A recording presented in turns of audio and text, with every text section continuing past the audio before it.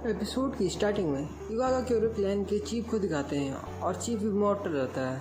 Chief के ऊपर बहुत सारे अटैक होते हैं लेकिन चीफ को कुछ नहीं होता है क्योंकि वो इमॉर्टल है। ये इमॉर्टलिटी उसे समुद्र पार एक आइलैंड पे एक मेडिसिन की वजह से मिली है। ये सब कहानी गाबीमारू बताता है। फिर इसके बाद गाबीमारू और सागरी को दिखाया जाता है और वो उस आइलैंड पे रहते हैं जहाँ एलिक्सियर ऑफ लाइफ रहता है। सागरी सोच में पड़ी होती है, तभी गाबीमारू सागरी को देखकर बोलता है कि तुम्हारे एक्सप्रेशन से लग रहा है कि तुम्हें लगता है कि एलिक्सियर ऑफ लाइफ जैसी कोई चीज़ नहीं है।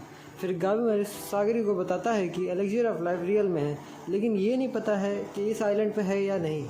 इसके बाद वो फॉरेस्ट में जाते हैं और सागरी एनवायरनमेंट को देखकर बोलती है कि ये एनवायरनमेंट किसी को बिलीव करा देगा कि एलिक्सियर ऑफ लाइफ यहीं पे है।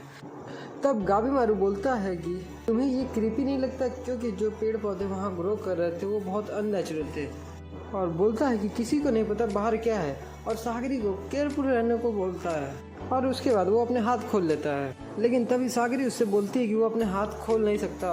और ये सुन के गाबीमारू बोलता है कि तुम चाहती हो कि मैं ये काम अपने हाथ बांध कर करूँ। तब सागरी उसे बताती है कि तुम्हें अच्छा लगे या ख़राब, ये शोगुन का ऑर्डर है और रूल है और मैं तुम जैसे क्रिमिनल पे नज़र रखने के लिए हूँ कि तुम कोई गलत काम न करो, और मैं तुम्हें ऐसा कोई काम नहीं करने दूँगी जो रूल्स के खिलाफ हो। और ये बोलने के बाद वो उसे हाथ बांधने को बोलती है और गाबीमारू उसे बोलता है कि हाथ बांधने वाला रूल छोड़ दो और इस एक्सपेडिशन में एक ही चीज़ ख़राब है, वो है ये हाथ बांधने वाला रूल। और वो सागरी को बताता है कि उन्हें बस 3 दिन का खाना दिया है और एक क्लू जो एक ड्राइंग है। और फिर सागरी उसे ज़बरदस्ती हाथ बांधने को बोलती है और बोलती है कि अगर तुम कंफ्यूज्ड हो तो मैं तुम्हें समझा सकती हूँ कि मैं एक एग्जीक्यूशनर हूँ, तुम्हारी दोस्त नहीं। और बोलती है कि ये मेरी प्रॉब्लम नहीं है कि तुम एलिक्सियर खोजने में असफल हो और तुम्हें माफ़ी मिले।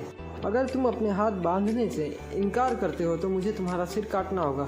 लेकिन गाबीमारू फिर राज़ी हो जाता है और बोलता है कि मुझे बस मेरी वाइफ को देखना है, उसके लिए वो कोई भी रूल फॉलो करेगा।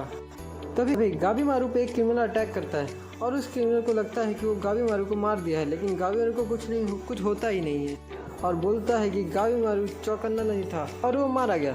तभी गाबीमारू उठता है और बोलता है कि तुमने मुझे सरप्राइज कर दिया। फिर सागरी गाबीमारू से पूछती है कि क्या वो ठीक है और गाबीमारू बोलता है कि उसका नेक बस डिसलोकेट हो गया है और सागरी को उस क्रिमिनल को देखने को बोलता है। लेकिन सागरी उस क्रिमिनल को देखकर उसके बारे में डिटेल बताने लगती है। तब गाबीमारू से बताता है कि वो ये नहीं बोलना चाहता है, गाबीमारू ये बोलना चाहता था कि उसके हाथ को देखो वो बंधे हुए नहीं हैं।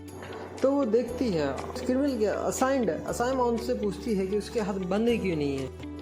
तो वो असाइमॉन बोलता है कि सागरी तुम अभी भी वैसी की वैसी ही हो और वो क्रिमिनल के हाथ को बोट से वापस जाते टाइम बांध देगा। वो इस बात के लिए उस क्रिमिनल से आर्ग्यू नहीं कर सकता, ये बेवकूफ़ी है। और वो बोलता है कि सागरी तुम सबसे लोएस्ट रैंक्ड हो क्योंकि तुम ऑनेस्ट हो, और बताता है कि सारे असाइनमेंट्स की रैंकिंग होती है और सागरी की रैंक बोलता है। तब तक सागरी उसे बोलती है कि ये टाइम डिस्कशन के लिए नहीं है। और वहाँ जो क्रिमिनल रहता है वो गाबीमारू से बोलता है कि गाबीमारू तुमने मुझे इग्नोर कैसे किया, और बोलता है तुम एकदम बोल्ड हो, जैसे तुम्हारे बारे में सब रूमर्स फैले हुए हैं और ये मेरे लिए बहुत अच्छा है। मैं अपने सारे वेपन्स तुम्हारे पर अच्छे से यूज कर सकता हूँ और वेपन्स तभी साइन करते हैं जब वो खून पीते हैं। और ये सब सुनकर गाबीमारू को वो परवट लगता है और ये टाइम वेस्टिंग लगता है यहाँ पे फाइट करना उसे। फिर वो क्रिमिनल बोलता है कि प्रैक्टिकली हमें कोई लीड नहीं दिए गए हैं कि कहाँ से स्टार्ट करें, तो इससे अच्छा होगा कि दूसरे क्रिमिनल्स को पहले मार दें और फिर सारा टाइम एलिक्सियर खोजने में लगाएं, और तुम पहले हो गाबीमारू। उसके बाद वो दूसरा सामान बोलता है कि हम बस तुम्हें यहाँ देखने के लिए हैं, तुम लोग फ्री हो एक दूसरे को मारने के लिए। और सागरी भी एग्री करती है इसके बात पे।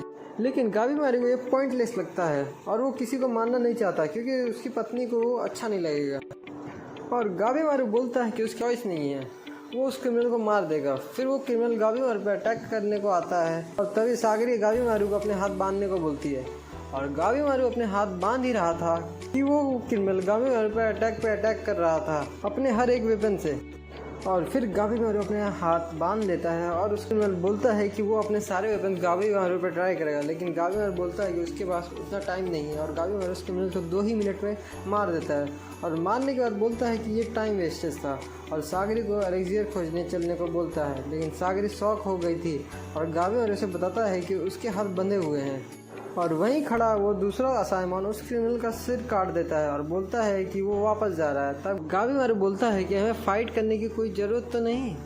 तब वो बोलता है कि ना ही हम तुम्हारे साथी हैं और ना ही तुम्हारे दुश्मन।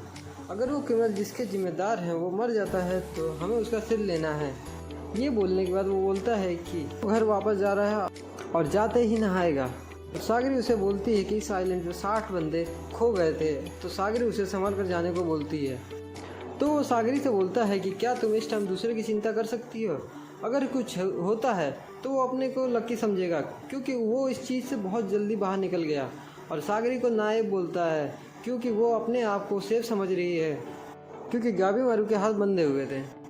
वो बोलता है कि तुम्हारे बगल में जो बंदा है वो एक क्रिमिनल है। और पे पहुंचने से कुछ ही देर बाद उसने बहुत कुछ देख लिया था, क्योंकि जो कंपटीशन कम करना चाहते थे और जिन्होंने प्रिटेंड किया था कि वो साथ में काम करने का सोचे थे, वो कभी सोसाइटी के रूल्स को नहीं मानते थे। और फिर सागरी बोलती है रूल तोड़ने के बाद उन्हें माफ़ी थोड़ी ना मिलेगी।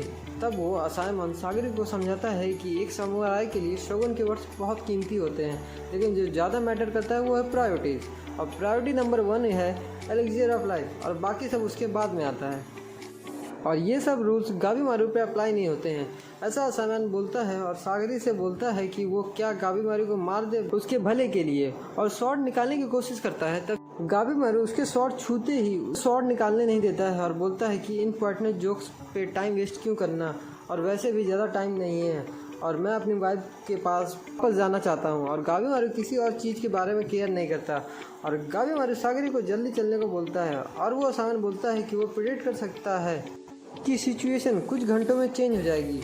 आधे से ज़्यादा क्रिमिनल्स मारे जाएंगे और एक दिन या उससे कम में बस एक ही बचेगा। और अगर तुम्हारे नंबर कम हो जाएंगे और ऐड किए जाएंगे। और तोरी का मैसेज इशू तक पहुंच गया है और शोगन ने नए इवागा क्यूरो से कांटेक्ट कर लिया होगा। और र्यूमर है कि इस जॉब के बाद क्लैन का नया हेड चुना जाएगा। ये सच है कि झूठ उसे नहीं पता। और सागरी को संभाल कर रहने को बोलकर वो चल देता है। और सागरी सोचती है कि वो सही बोल कर गया है।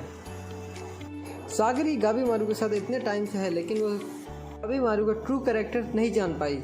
और गाबी मारू से बोलती है कि अब किस तरफ चलें, लेकिन गाबी मारू सागरी पे अटैक करता है। तब सागरी उसे बोलती है कि वो क्या कर रहा है। गाबी मारू उससे बोलता है कि वो उसे बिना किसी दर्द के मारना चाह रहा था। और तभी गाबी मारू के पास्ट की स्टोरी दिखाते हैं। स्टोरी में दिखाते हैं कि गाबी मारू एक छोटा सा बच्चा था, उसे एक बुढ़ा लिया रहता है और बोलता है कि वो गाबी मारू को पालेगा। और गाबी मारू के मरे माँ बाप को दिखाकर बोलता है कि ये वीकनेस है, इमोशंस और प्यार जो पेरेंट्स और चाइल्ड के बीच में है वो तुम्हें कमज़ोर बनाती है। और बोलता है कि जब तक तुम स्ट्रांग नहीं होगे तब तक तुम कुछ भी प्रोटेक्ट नहीं कर सकते। और गाबी मारू को अपनी पत्नी की याद आती है और सागरी गाबी मारू से बोलती है कि रूल्स के खिलाफ है। और गाबी मारू इसे रिप्लाई देता है कि जैसा सागरी के क्लैन वाले ने कहा कि ये सब प्रायोरिटीज़ की बात है बस। और गाबी मारू को उन इवागा क्यूरो के आने से पहले एलिक्सियर ऑफ लाइफ खोजना होगा। और सागरी को बोलता है मुझे तुमसे कोई नफरत नहीं, लेकिन तुम एक बाधा हो। और सागरी उससे पूछती है कि क्या वो उसे मार देगा। और गाबी मारू उसे सॉरी बोलता है और बोलता है कि सागरी को मरना होगा। और ये दोनों एक दूसरे को मारने में हेजिटेट कर रहे थे। और गाबी मारू सागरी को बहुत आसानी से मार सकता था, लेकिन वो मार नहीं पाता है। और गाबी मारू बहुत मुश्किल से सागरी को मारने जा रहा होता है, तभी उसकी वाइफ की फीलिंग्स उसे रोक लेती है। और इस फाइट के बीच में गाबी मारू और उसकी वाइफ के कुछ मोमेंट्स भी दिखाते हैं। उसके बाद गाबी मारू बोलता है कि वो क्यों हेजिटेट कर रहा है, उसे कुछ फील नहीं होना चाहिए। और गाबी मारू को देखकर सागरी सोचती है गाबी मारू ट्राई कर रहा है कुछ एंड्योर करने को। और गाबी मारू जिस एनवायरनमेंट में रेज हुआ है वो गाबी मारू को रॉन्ग आइडिया दिया है। गाबी मारू एक हॉलो नहीं है जो कुछ भी फील नहीं करता। गाबी मारू एक इंसान है जिसे फील होता है। इसे देखकर सागरी को खुद के इमोशन को फेस करने की स्ट्रेंथ मिल जाती है। उसके बाद गाबी मारू बोलता है कि वो इतना कमज़ोर बन गया है और इस हाल में वो सर्वाइव नहीं कर सकता, और वो अगर इतना ही वीक रहा तो वो अपनी वाइफ को कभी नहीं देख पाएगा। और सागरी उसे समझाती है कि ये वीकनेस नहीं स्ट्रेंथ के बीज हैं, अपने इमोशन से ना भागना ही स्ट्रेंथ है। और गाबी मारू को अपनी वाइफ की बात याद आती है कि true courage is being true to your emotion. और सागरी बोलती है इतना तो कहने का हक मुझे दो, क्योंकि वो गाबी मारू की वजह से अपने इमोशन को फेस कर पा रही है। और गाबी मारू से बोलता है कि क्या ये सही समय है ये सब बोलने का। सागरी उसे रिप्लाई देती है तुम्हारा हाथ मूव नहीं कर रहे हैं। और बोलती है नॉर्मली वो गाबी मारू को एग्जीक्यूट कर देती है, लेकिन इस बार वो उसे छोड़ रही है और उसके बिहेवियर को देखेगी। और बोलती है कि अगर तुम्हें तुम्हारे क्राइम का पछतावा है और अपने इमोशन को फेस कर सकते हो और स्ट्रगल कर सकते हो अपनी लाइफ वापस पाने को, तो सागरी वो ज़रूर देखना चाहेगी। और उससे बोलती है कि गाबीमारू सागरी को दिखाए कि वो अपनी लाइफ फिर से वापस ले सकता है और वो भी अपने इमोशन को फेस कर सके, क्योंकि उसे स्ट्रांग बनना था। और बोलती है उसका और गाबीमारू का रिलेशनशिप चेंज नहीं हुआ है, लेकिन गाबीमारू अब पुराने गाबीमारू जैसा नहीं रहा। और इन सब के बाद एक असाइमन और एक क्रिमिनल को दिखाते हैं, और वो असाइमन आसपास की चीज़ों को देखकर बोलता है कि ये सब मैन मेड ऑब्जेक्ट्स हैं। और उसके साथ जो क्रिमिनल था उसको एक कीड़ा काट लेता है, और वो उस कीड़े को ध्यान से देखता है तो उसे वो एक चेहरे वाला कीड़ा दिखता है, और वो अपने हाथ अपनी शॉर्ट से काट लेता है। और ये देखकर वो असाइमन बोलता है कि क्या कर रहे हो। तब वो उसे बताता है कि देखो उस कीड़े को, उस कीड़े का चेहरा इंसानों जैसा है और वो उनकी दुनिया से नहीं है। और उसके कटे हुए हाथ से फूल निकल जाते हैं और बहुत अजीब कीड़े उनकी तरफ आते हैं। और उस असाइमन को बिलीव नहीं होता है कि ऐसी चीज़ें भी एग्जिस्ट करती हैं। और एक जाइंट उनकी तरफ और गाबीमारू की तरफ एक मॉन्स्टर आ जाता है, और वहीं पे एपिसोड एंड हो जाता है।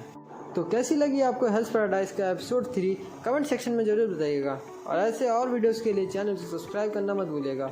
और वीडियो अच्छी लगी हो तो वीडियो को लाइक और शेयर जरूर करें। तब तक के लिए बाय गाइस, मिलते हैं अगली वीडियो में। Thanks for watching this video.